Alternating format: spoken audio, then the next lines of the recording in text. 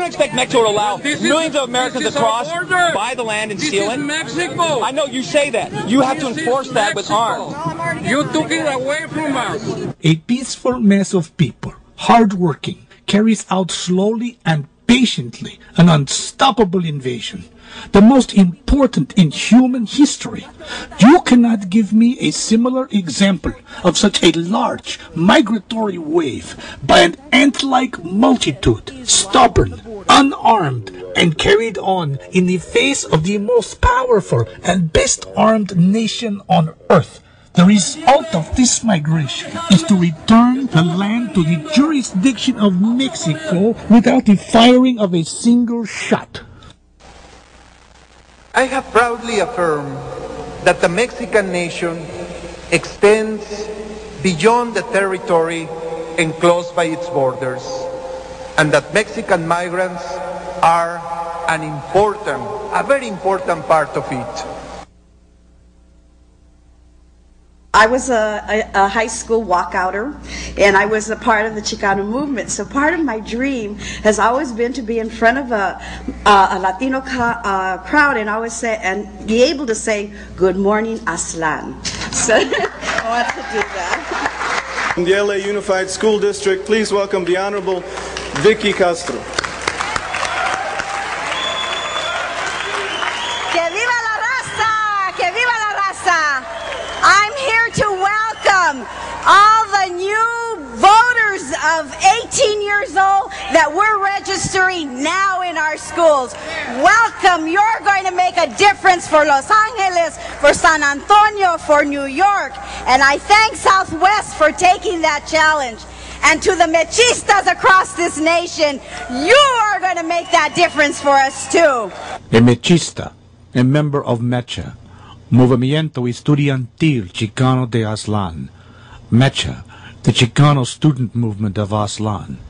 It has chapters on every college campus in California and most high schools. Each meeting opens with a reading of El Plan de Aslan. Here is a sample of El Plan de Aslan. In the spirit of a new people that is conscious not only of its proud historical heritage, but also the brutal gringo invasion of our territories, we the Chicano inhabitants and civilizers of the northern land of Aslan, from whence came our forefathers, reclaiming the land of their birth and consecrating the determination of our people of the sun, declare that the call of our blood is our power, our responsibility, and our inevitable destiny. Aslan belongs to those who plant the seeds, water the fields, and gather the crops, and not to the foreign Europeans. Christy Halbegger, president and publisher of Latina magazine, told Newsweek magazine, quote, "The United States of the 21st century will be undeniably ours again. Its manifest destino." October 12, 1996, Latinos marched on Washington to demand amnesty for millions of Mexicans and Central Americans. They were led there by a band from the Mexican Army.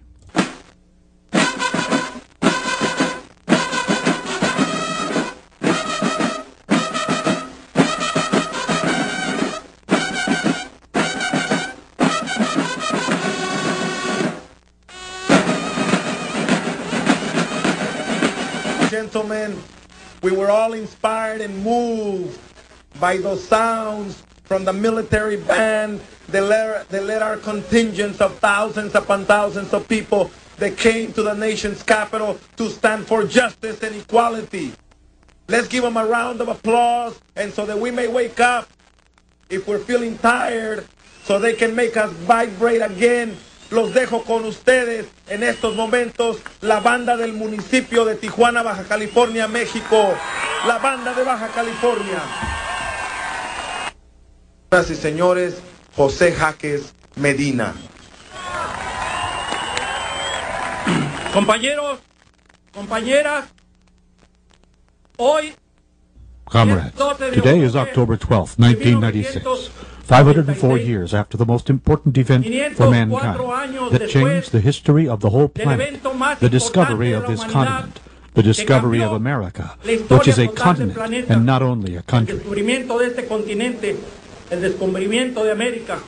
América, que es un continente y no solamente un país. Uno y no por otros, compañeros y compañeras.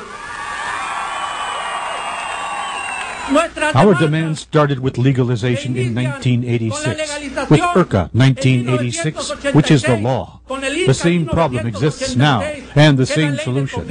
We want amnesty for the undocumented. El mismo problema existe ahora y la misma solución debe existir ahora. Queremos la amnistía para los indocumentados. Esa es una solución humana.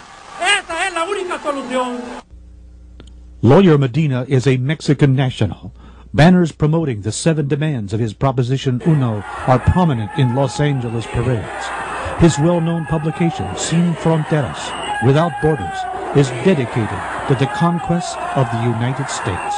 Orgullo, esta es mi tierra, esta es mi lucha, esta es mi tierra, esta es mi lucha, esta es mi tierra, esta es mi lucha.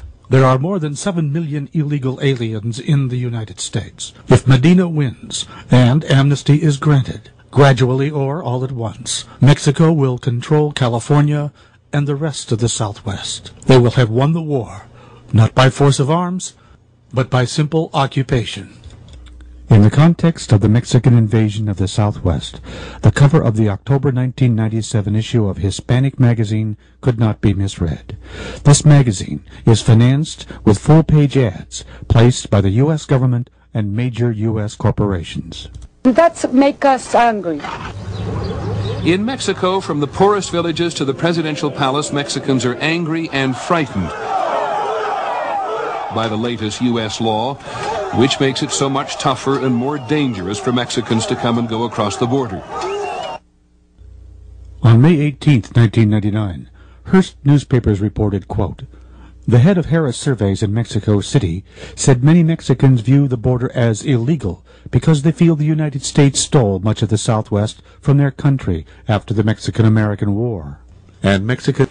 A top priority that I set for my government's foreign policy was the building of a new relationship with the men and women of Mexican origin who live beyond our borders, particularly in the United States. On April 4, 1997, the News of Mexico City reported the following.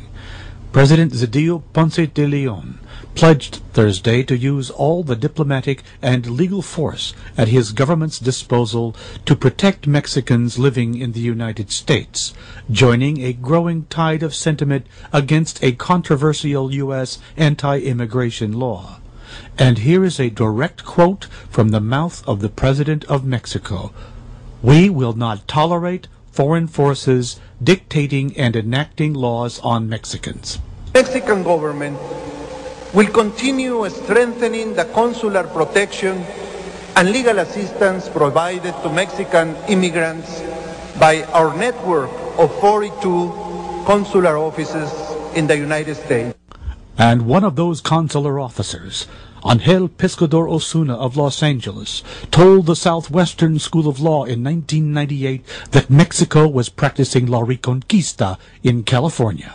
Even though I'm saying this part serious, part joking, I think we are advancing to La Reconquista de California. There is no question. Mexico is moving to capture the American Southwest and place it under its jurisdiction. They could not have gotten this far, however, without a lot of help.